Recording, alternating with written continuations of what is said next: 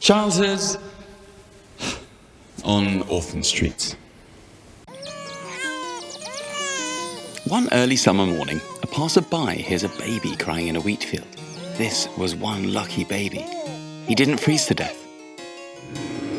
And because the only thing worse than the cold back then was dying without being baptized, the baby was brought to the Church of St. John's and christened as Jacob.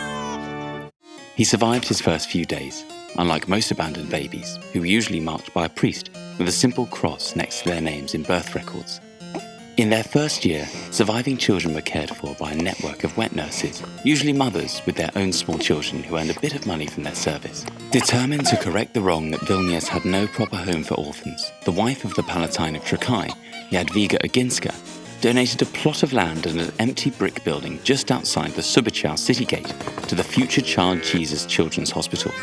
Within 5 years, a large building with a spacious courtyard and imposing brick wall arose at the site. It was decided that the hospital would be cared for by the Sisters of Charity. Finally, the new children's institution opened its doors. Here's what the Warsaw newspapers had to say about that. At 9 o'clock in the morning, the Palatine's wife would greet the orphans, numbering more than 100 boys and girls dressed in identical uniforms.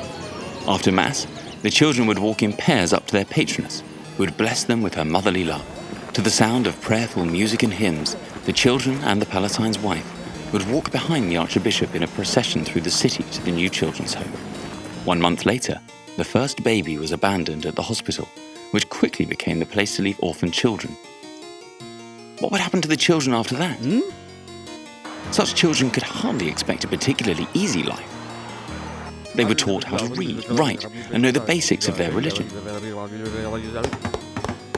Boys were taught various crafts, and girls learned such chores as sewing and doing the laundry. We don't know anything more about what became of the boy named Jacob. The children's home eventually became such an integral part of the city that the street it was built on came to be known in Lithuanian as Orphan Street.